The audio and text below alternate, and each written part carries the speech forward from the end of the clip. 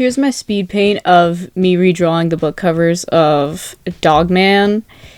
And the thing is, I was actually not planning on doing this before. However, I already did like a couple redraws of like some of the other books.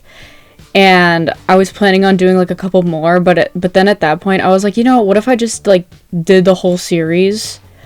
So here we are, obviously starting off with the very first installment. Okay, so this cover was pretty simple to do. You know, it's just Dogman standing on a pillar with obscured city buildings, behind him. And he's just standing heroically. I still think it's a pretty fun cover. It was still pretty fun to do. I enjoyed drawing this goofy little guy, being an action hero, I guess. And I did that little BRB because I was drawing this on live. So yeah, I know some people saw me draw this, and there I am kind of figuring out the structures of the buildings and how they're gonna kind of fold around him, I guess. I was trying to figure out the spotlight there. I couldn't really figure out what texture to use for a bit, but then I kind of just like airbrushed it and then used like a motion blur. And there's some like little like spotlight lines too. And I also put the stars in like the darker parts of the sky where the spotlight, you know, can't reach the stars. I did not put the stars in the middle. I barely put any stars in the middle of the spotlight because apparently Harold doesn't know how lighting or light physics works, I guess. So I fixed it. I will say though, there are moments in the comics where like I just get jealous of Harold's art because it actually like he can draw. This kid can draw. And then I get jealous because I'm like, oh my god, this 4th grader is drawing better than me. But here I am kind of adding the syncing up the lighting to the environment for Dogman, kind of adding in those shadows. But I remember when I did this on live and I like color filled like Dogman with like these like dark shapes, you know. Some people in chat were like, "What did you do to Dogman?" And I'm like, guys, like trust the vision. Like y'all gotta be patient, okay? And there, I also just added the rim light there as well, because of obviously like the spotlight behind him. But I'm also adding in like a little bit extra shadows to kind of like give it some more pop as well. And I thought about giving him the spotlight like shining down on him. And I was trying to figure that out, like, how that would work, but I eventually decided to get rid of it, because there's already the spotlight behind him, and I felt like the spotlight, like, you know, shining down on him was just a bit too much, so I got rid of it. Yeah, and I was already almost done, but I kind of wanted to add some finishing touches, so I added these little lights in the building, you know, just to give it that, like, cartoony, stylistic feel to it, you know. And then I also shaded and rendered the pillar a bit, you know, again, just to kind of make it like pop and really like focus on Dogman.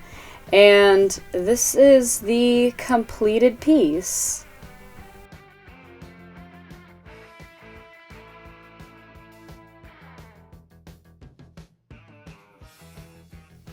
Alright, now we are on to the second book, Dogman Unleashed, and this one was actually a lot of fun. I'll say, I mean, it definitely did get a bit tedious.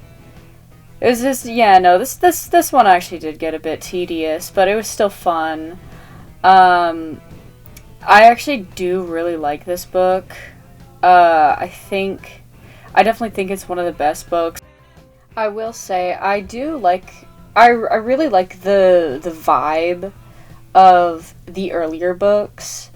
I like how they just straight up had no chill. And I still like the newer books, but the older books definitely had, you know, they definitely had a lot of charm to them, a lot of wit and humor.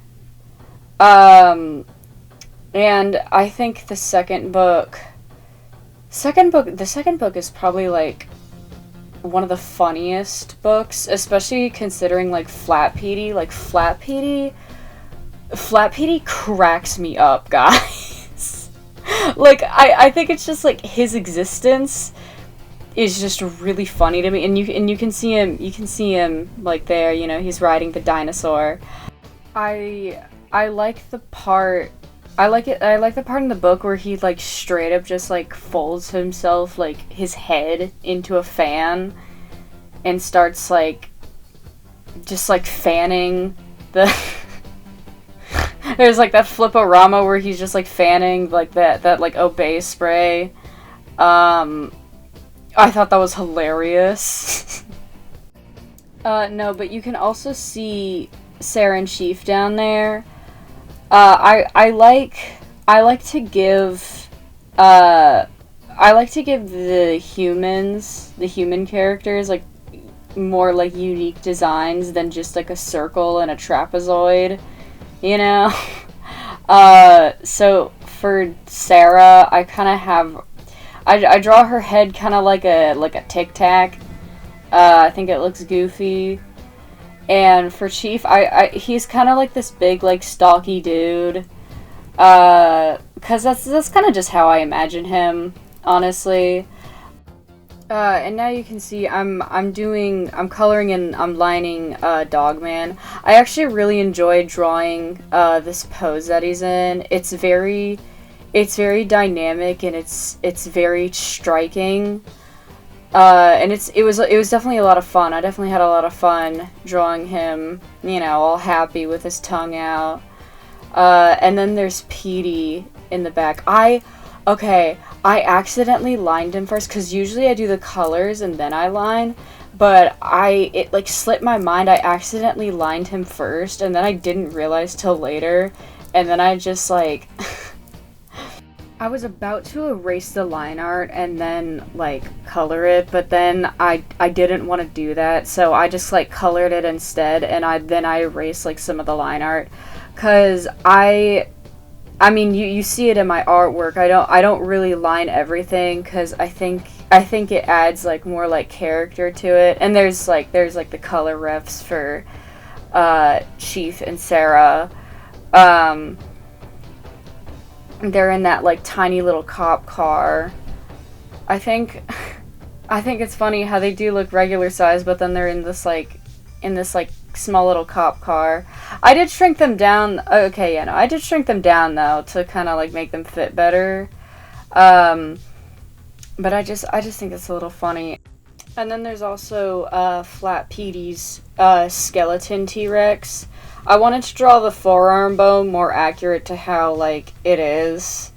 'Cause, you know, the bicep bone and the forearm bone are the same.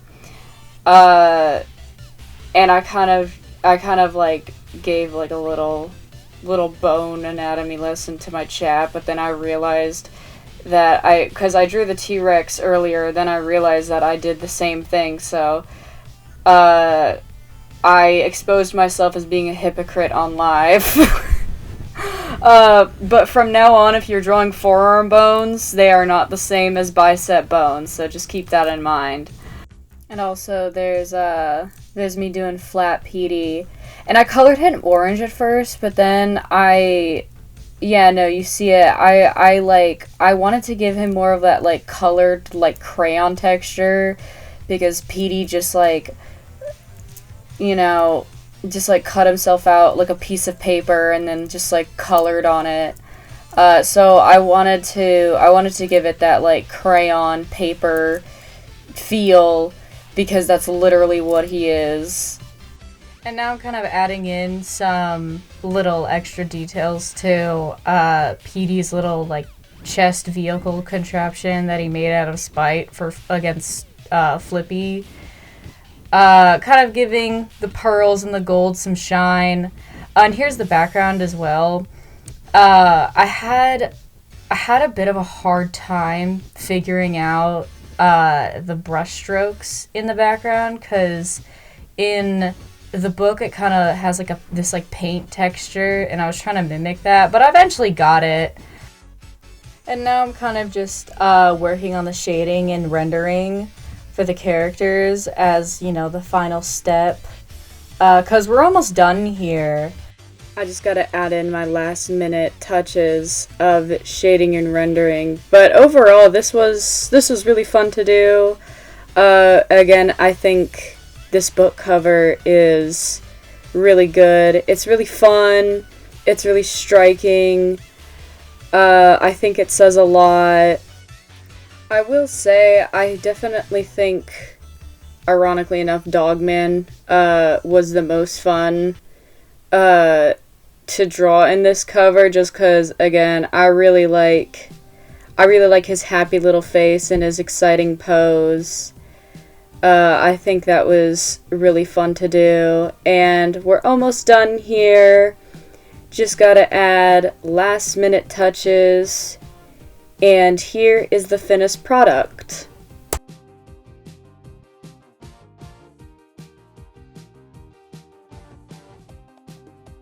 Okay, now we are on the third installment of Dogman, Tale of Two Kitties.